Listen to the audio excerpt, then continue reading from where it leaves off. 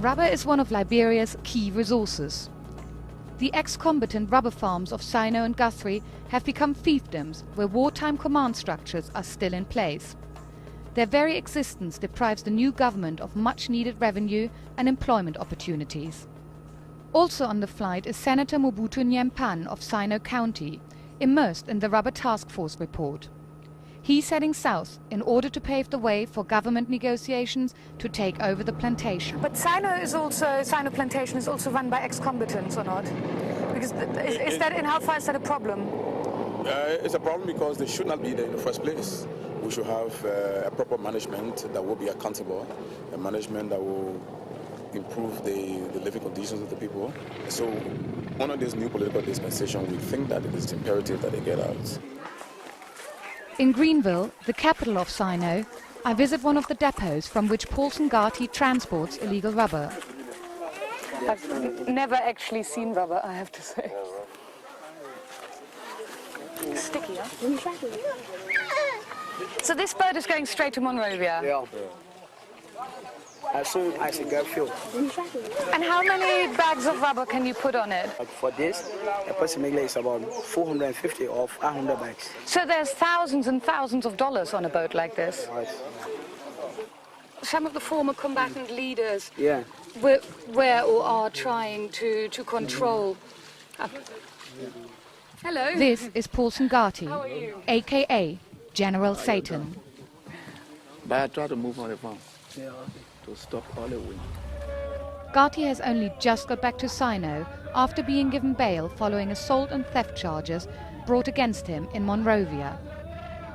I accompany him on his homecoming to his family village of Gati Town, where news of his surprise return has been trumpeted ahead.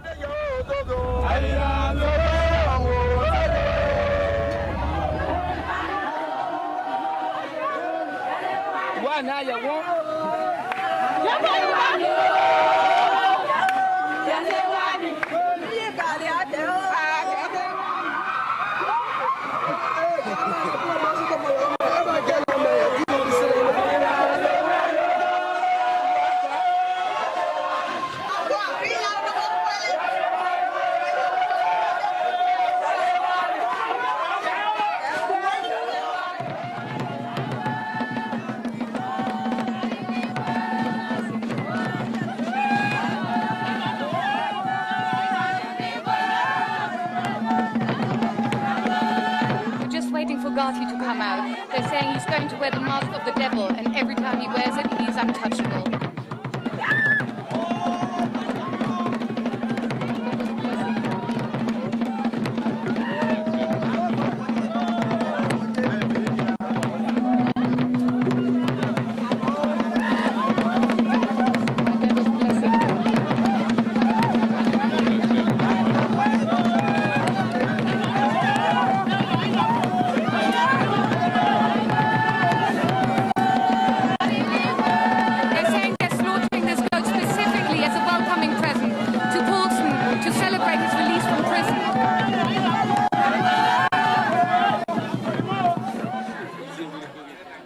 Stays in power through a system of patronage, religion and intimidation. He claims that he provides income for the ex-combatants and rubber tappers in the area. To pay for what he calls administrative costs, he levies a tax of 1 bag of rubber in every 10. If you don't pay, you don't tap. Some people say you don't have the right to run this plantation because it's not yours. Of course the plantation is not mine, but the land is mine. This is my land. And you've been exploiting me. So the exploitation you carry on for decades, we realize that you're exploiting our land without benefit. So we need benefit. The government said that they are not ruling out the use of force to clear this plantation. Ex-combatants changed the government and put them in power. So you can't play with ex-combatants.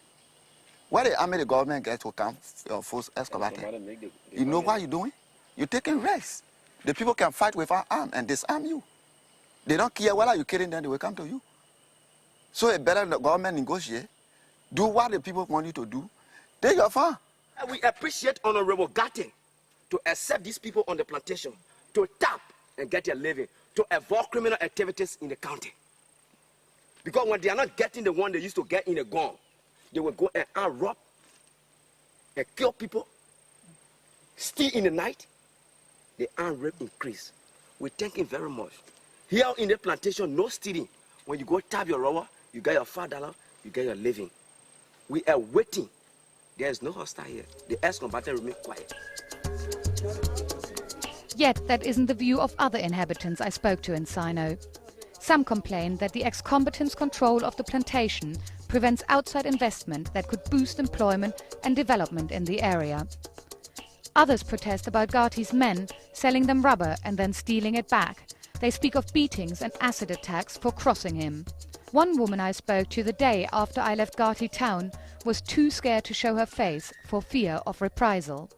Can you just say what happened yesterday? He said that they expected him making money for him when they were. So if they go there and you're saying that you don't get a reward, they don't go, they take any reward they see behind the hospital, they collect it.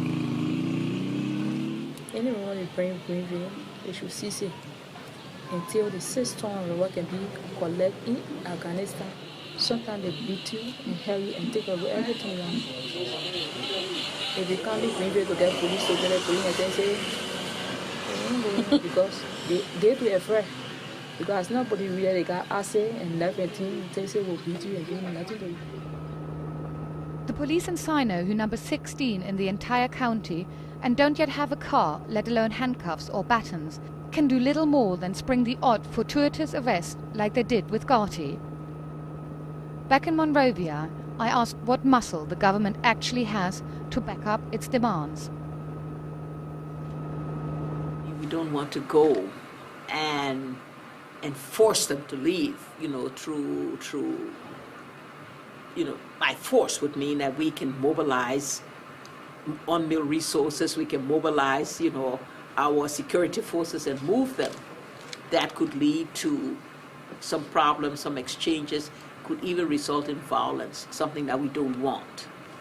We also want a dialogue to ensure that those who are uprooted from that and who really need to be operating there because it's a source of income to feed themselves and their family, want to make sure they have an alternative. In the spirit of dialogue, the ex-combatants who control Guthrie rubber plantation have come to negotiate. If the government wants to avoid violence, it is in a tough position. With various mines and plantations under the control of a few ex-combatants, it can't provide jobs which it needs in order to reintegrate the other former fighters and develop the country. We will appreciate an agreeable time frame for official turnover of the farm to the interim management team with government consensus. Maybe there will be pleasant surprises. The ex-combatants say they want to cooperate. We need our country, no war. If you teach me well, that I will know United Nations leave my country and I'm well equipped with knowledge. I'm useful in the society. Yes, if you teach me well, I will change my life. The government will have to make sure that the ex-combatants on the plantations aren't just talking the talk. It needs to gain control of the country's vital assets. But after a constant succession of conflicts, peaceful encounters, such as the one with the men from Guthrie, could mark a new beginning.